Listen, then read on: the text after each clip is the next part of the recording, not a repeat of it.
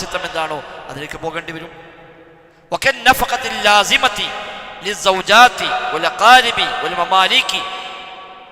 ഒരാള് ഭാര്യയ്ക്ക് ചെലവിന് കൊടുക്കണം, കുടുംബങ്ങളുണ്ട് അവർക്ക് ചെലവിന് കൊടുക്കണം, അതേപോലെ അയാൾ ആശ്രയിക്കുന്ന മറ്റു പലരുമുണ്ട് അവർക്കും ചെലവിന് കൊടുക്കണം. എന്നാൽ ആകെ ഒരാൾക്ക് കൊടുക്കാതെ അയാൾക്ക് കൈവശമുള്ളൂ. എന്ത് ചെയ്യും?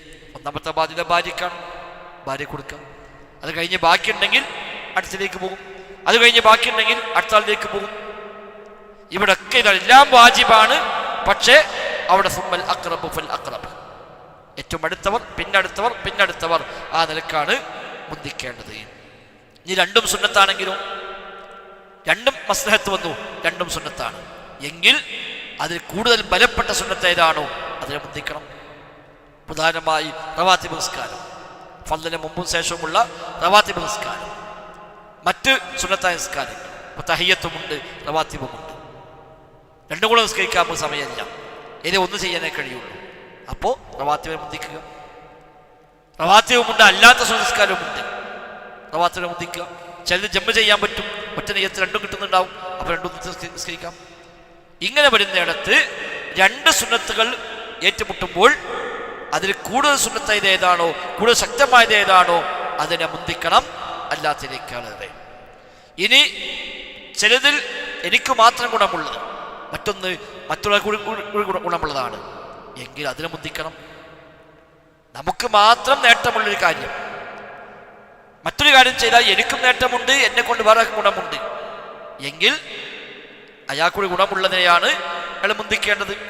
അപ്പം അയാൾക്ക് മാത്രമുള്ളത് തൽക്കാലം വേണ്ടെന്ന് വെക്കുക, എന്നിട്ട് മറ്റുള്ളവർക്ക് കൂടി ഗുണം ലഭിക്കുന്നതിനെ അയാൾ മുന്തിക്കുകയാണ് വേണ്ടത്. ഉദാഹരണമായി ദീന് പഠിപ്പിക്കുന്നു, ഞാൻ ക്ലാസ്സിൽ കാണുന്നില്ല, ഞാൻ ഇവിടെ ഇരുന്ന് ഖുർആൻ ഓതുകയാണ്, അല്ലെങ്കിൽ ഞാൻ ഇവിടെ നിന്ന് സുന്നസ്കരിക്കുകയാണ്. സുന്നസ്കരിക്കല് ഖൈറല്ലേ? ഖൈറാണ്. ദീന് പഠിപ്പിക്കലോ? അതും ഖൈറാണ്. നിസ്കരിക്കാനിരുന്നാൽ ആ നിസ്കാരത്തിൻ്റെ പ്രതിഫലം അയാൾക്ക് മാത്രമാണ്.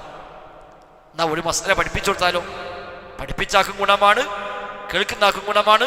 ഇന്നത്തെ സംവിധാനത്തെ റെക്കോർഡ് ചെയ്യുമ്പോന്നുണ്ടെങ്കിൽ അത് പിന്നെ കാലങ്ങളോളം ഒരു പക്ഷേ ഗുണമുണ്ടാകും. അപ്പം ആകെ അയാൾക്ക് രണ്ടിനും കൂടി സമയമില്ല, കുറച്ച് സമയമേ ഉള്ളൂ. ആ സമയം കൊണ്ട് ഏത് ചെയ്യണം? ആ മറ്റുള്ളവർക്ക് പ്രയോജനമുള്ളതിനെ അയാൾ മുന്തിക്കുക, അതാണ് ഇവിടെ വേണ്ടത്.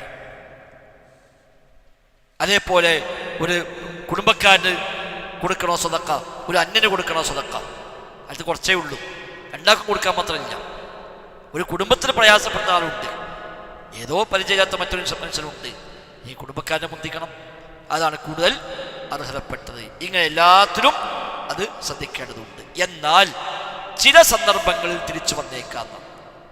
ചില സന്ദർഭത്തിൽ അഫ്ളലായ അമലിനെ തൽക്കാലം മാറ്റിവെച്ച് താരതമ്യേന അതിനേക്കാൾ ഫദല് കുറഞ്ഞ മഫ്ളൂലായതിനെ മുന്തിക്കേണ്ടി വരാം. ചില ഘട്ടങ്ങളിൽ ഫാദിലിനേക്കാൾ മഫ്ളൂലിനെ, കൂടുതൽ ശ്രേഷ്ഠമായതിനേക്കാൾ താരതമ്യേന ശ്രേഷ്ഠത കുറഞ്ഞതിനെ ഒരു പക്ഷേ മുന്തിക്കേണ്ട സാഹചര്യങ്ങൾ വന്നേക്കാം. ചില പ്രത്യേകമായ കാരണങ്ങളാൽ, എല്ലായ്പ്പോഴുമല്ല, പ്രത്യേകമായ കാരണങ്ങളാൽ. ഉദാഹരണമായി അഫ്ളലായൊരു അമലുണ്ട്, അത്ര തന്നെ അല്ലാത്ത മറ്റൊന്നുമുണ്ട്.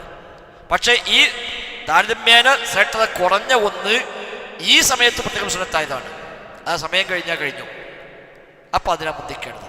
ഇപ്പം നിസ്കാരത്തിന് സലാം വീട്ടിയാൽ ദിക്റുകളുണ്ട്, ഒരുത്തമ്പഴ ദിക്റിനേക്കാളും വലിയ ഖുർആൻ ഓത്തല്ലേ, അവിടെ ഞാൻ സലാം വീട്ടിയാൽ ഖുർആൻ ഓതേണ്ടതാണ്.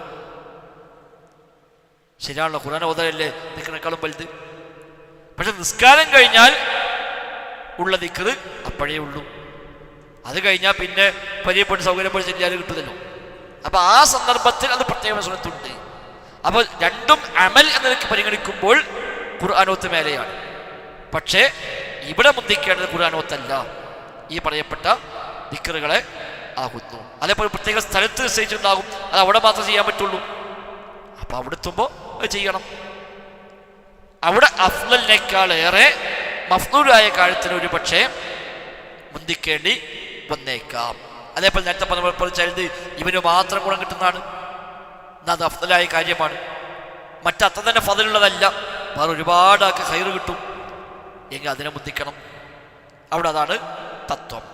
അതേപോലെ ചിലതൊരു പക്ഷേ കൂടുതൽ ഖൽബിന് ഗുണമുള്ളതുണ്ടാവും, ശ്രേഷ്ഠത നോക്കുമ്പോൾ മറ്റേനേക്കാൾ താഴെയാണ്, ചെയ്താൽ നമ്മുടെ തഖ്വ കൂടാനും ഈമാൻ വർദ്ധിക്കാനും നമുക്ക് തർബിയത്ത് കിട്ടാനും എല്ലാം ഒരു പക്ഷേ ഇതായിരിക്കും നിമിത്തമാവുക. എങ്കിലും അതിനെ മുന്തിക്കാം. ഇമാം അഹമ്മദിനോട് ചോദിക്കുന്നുണ്ട് ചില അമലുകളൊക്കെ പറഞ്ഞുകൊണ്ട്, ഇതിൽ ഏതാണ് ഞാൻ മുന്തിക്കേണ്ടത്? അതേ കൊടുത്ത മറുപടി,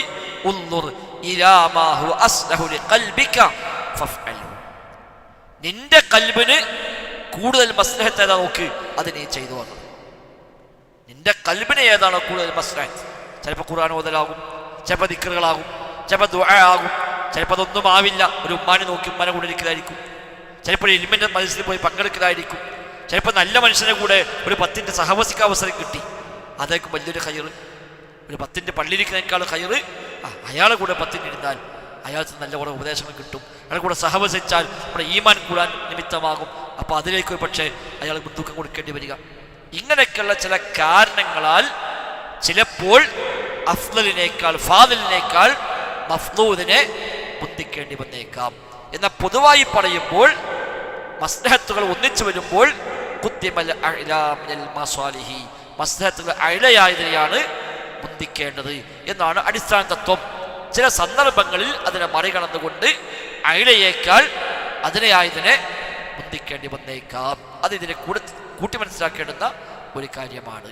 ഏതായിരുന്നാലും രണ്ടാമത്തെ ഖായിദയായി പഠിപ്പിച്ചത് ദീന് മൊത്തം സ്ഥാപിതമായത് മസ്ലഹത്തുകളെ സ്ഥാപിക്കാനും സംരക്ഷിക്കാനും മഫ്സദത്തുകളെ ഇല്ലാതാക്കാനുമാകുന്നു. അവിടെ എവിടെ മഫ്സദത്തുണ്ടോ അത് വേണ്ടാന്ന് മതം പറയും, എവിടെ മസ്ലഹത്തുണ്ടോ അത് വേണമെന്ന് മതം പറയും. മതത്തിൽ നിശ്ചയിക്കപ്പെട്ട എല്ലാ നന്മ കൽപ്പനകളും നന്മ അധിഷ്ഠിതമാണ്. മതം വിരോധിച്ച എല്ലാ കാര്യങ്ങളും അതിൽ തിന്മയുണ്ട്, ദോഷമുണ്ട് എന്നതിനാലാണ് മതം വിരോധിച്ചത് എന്ന് നമ്മൾ തിരിച്ചറിയുക. അപ്പം മതം ജീവിതത്തിൽ പാലിക്കുന്നിടത്ത് വലിയ നേട്ടങ്ങൾ, വല്ലാത്ത സംതൃപ്തികൾ, വല്ലാത്തൊരു ഒരു ആത്മനിർവൃത്തി എല്ലാം അതിലൂടെ വന്നു ചേരും.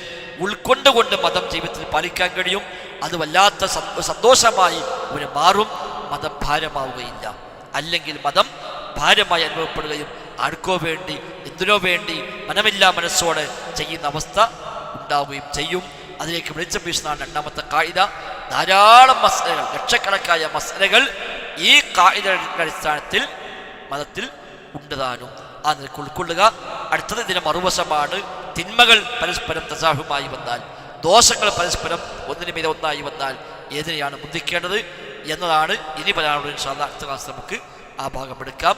എന്താണെങ്കിലും ദീനിൻ്റെ അസ്ല് മനസ്സിലാക്കി ജീവിതത്തിൽ പാലിച്ച് മുന്നോട്ട് പോകാൻ പരിശ്രമിക്കുക. റബ്ബ് സുബ്ഹാനഹു വ തആല തൗഫീഖ് പ്രദാനം ചെയ്യുമാറാവട്ടെ. ബറക്കല്ലാഹു ഫീനാ ജമീഅ. അസ്സലാമു അലൈക്കും വറഹ്മത്തുള്ളാഹി വബറകാതുഹു.